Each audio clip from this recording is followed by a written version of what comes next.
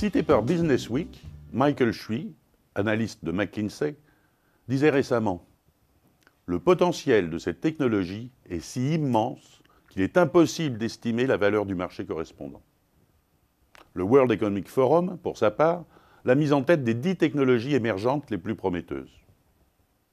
La technologie en question, ce sont les big data.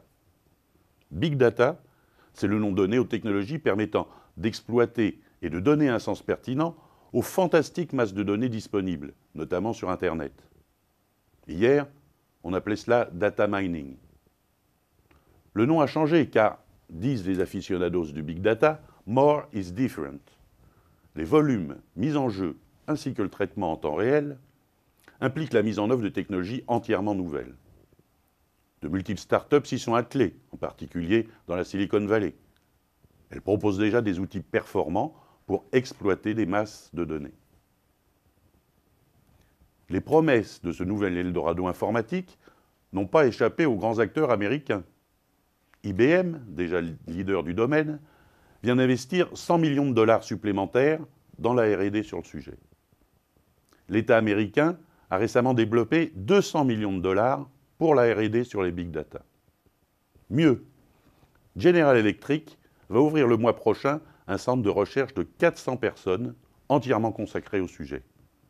Investissement, 1 milliard de dollars. Pourquoi cet intérêt? Parce que les technologies du big data changent complètement la donne en matière de traitement de données. Hier, les données étaient rares et coûteuses à traiter. Désormais, elles sont hyper abondantes et surtout, leur traitement devient rapide et peu coûteux. Tout change. Il n'y a plus de limite à l'exploitation des données. Tout est permis. Les applications types des big data sont aujourd'hui celles que fournit Facebook ou Amazon. Exploiter les colossales quantités d'informations fournies par leurs centaines de millions d'utilisateurs pour, par exemple, cibler la publicité ou fournir aux utilisateurs des recommandations personnalisées.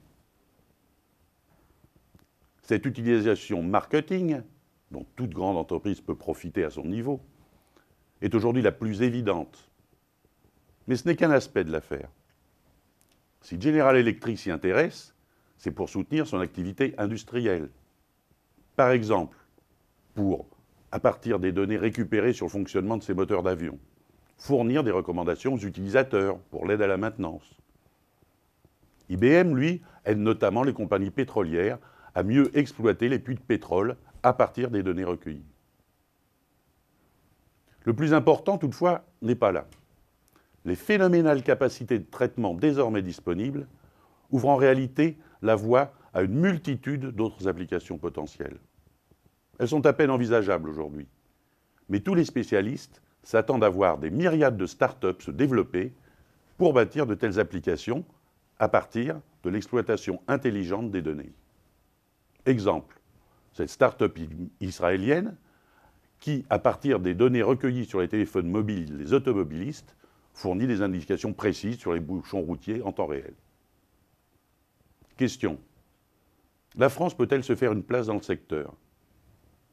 Henri Verdier, responsable du pôle de compétitivité Cap Digital et spécialiste du sujet, souligne nos atouts. Le formidable niveau de nos mathématiciens, les qualités reconnues de nos designers, ainsi que celles de nos informaticiens. Une belle poignée de start-up françaises, dont MFG Labs, celle fondée par Henri Verdier, témoignent de cette vitalité. C'est bien.